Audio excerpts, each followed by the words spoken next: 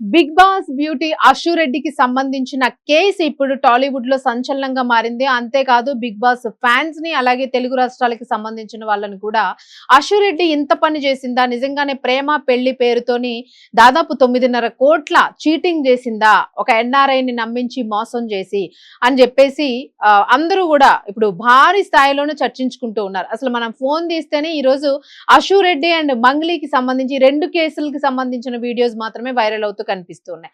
అయితే నిజంగానే సెలబ్రిటీలు తమ పేరుని తమ అందాల్ని వాడుకుని ఇలా ఎర్రవేసి నిజంగానే మోసానికి పాల్పడతారా అని అంటే అది వాస్తవమా కాదా అనేది పక్కన పెడితే ఇలాంటి ఆరోపణలు రావడమే ప్రమాదకరం. సో ఇలాంటి వాళ్ళు ఉచ్చులో పడి అమాయకంగా బలవుతున్నారు చాలా మంది అని చెప్పేసి. సో మనం ఇక్కడ 2 కేసులు మనకి ఒక 2 డిఫరెంట్ కేసెస్. ఇక్కడ అశు రెడ్డి తీసుకుంటే ప్రేమ పెళ్లి చీటింగ్ కేరుతో దాదాపు 9.5 కోట్ల మోసము, ఇటువైపు మంగ్లీ తీసుకుంటే దాదాపు 1000 కోట్ల మోసం జరిగింది, అనేక మంది బాధితులు ప్రాణాలు కూడా తీసేసుకుంటున్నారు అనేది. ఇద్దరు కూడా సెలబ్రిటీస్, అలాగే చిన్న స్క్రీన్ కి సంబంధించిన వాళ్ళు వీళ్ళిద్దరు కూడాను. బిగ్ బాస్ ఫేమ్ ఒకరైతే మరొకరు సింగర్ కమ్ యాంకర్. సో వీళ్ళిద్దరూ చేస్తున్న డిఫరెంట్ పనులకి సెలబ్రిటీల మీద ఉండే ఒక మనకి ఉండే ఒక మంచి ఫీలింగ్ కూడా పూర్తిగా నాశనం అయిపోతుంది. సో దీనికి సంబంధించి అసలు ఇండస్ట్రీలో కూడా ఎవరు నోరు మెదపకపోవడము ఇది ఒక ఆశ్చర్యాన్ని కలిగిస్తుంది. ఒక పక్క మంగ్లీ కేసుకి సంబంధించి రాజకీయ పరంగా నాయకులు కానీ లేదా అధికారులు కానీ లేదా ఇండస్ట్రీకి సంబంధించిన వారు కానీ ఎవరు కూడా ముందుకు రాకపోవడం, సపోర్ట్ ఇవ్వకపోవడం, లేదా కేసుకి సంబంధించి బాధితుల తరఫున నిలబడండి అని మాట్లాడే వాళ్ళు కూడా చాలా తక్కువగానే కనిపిస్తుంది.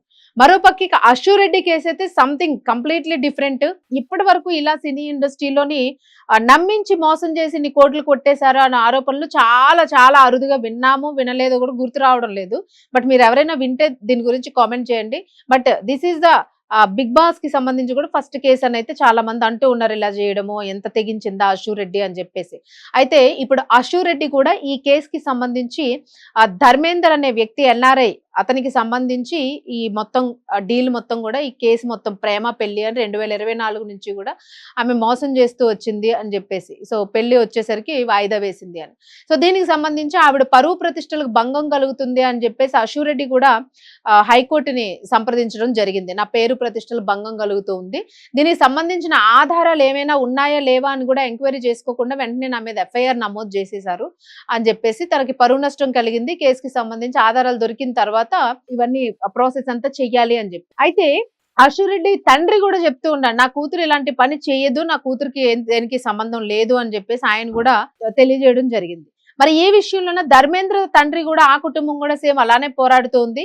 నా కొడుకు నమ్మి ప్రేమ పెళ్లి అని మేము నమ్మాము, నమ్మితేనే నా కొడుకు అంత పెట్టాడు, మాకు కూడా ఇంత పెట్టిన విషయం తెలియనప్పటికీ కూడా కొంతవరకు ఆ అమ్మాయితో బాగా సన్నిహితంగా ఉన్నాడు, పెళ్లి కాబట్టి ప్రేమ కాబట్టి మేము కూడా ఒప్పుకొని పెళ్లి చేయాలని అనుకున్నాం, సో ఇన్ని కోట్లు నష్టపోయాం మేము అని చెప్పేసి.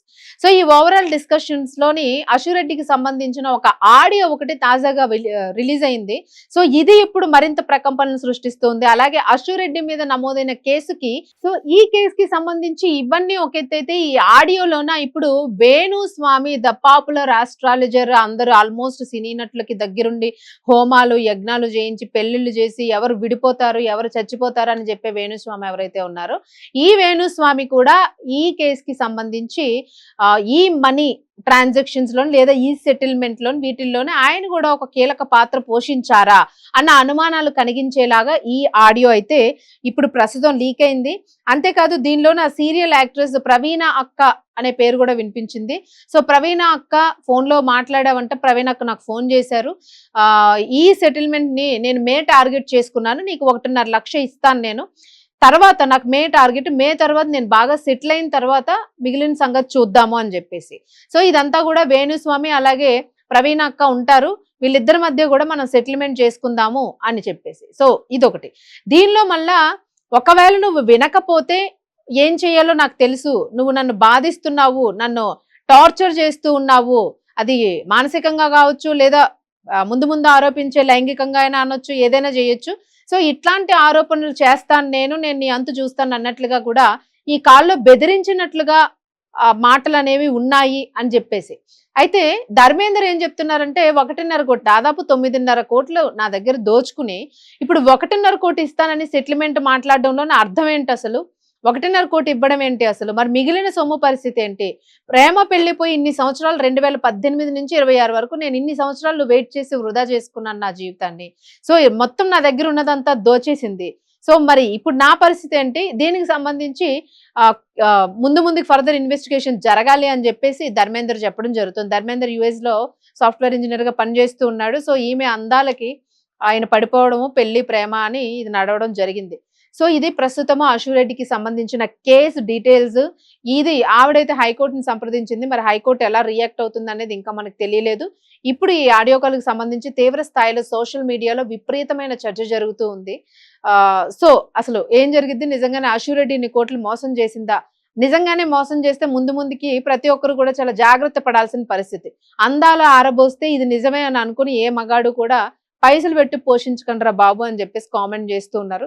సో, దీనికి సంబంధించి మీరేమనుకుంటున్నారో కామెంట్ చేయండి. అలాగే మరిన్ని అప్డేట్స్ కోసం అయితే వెయిట్ చేద్దాం.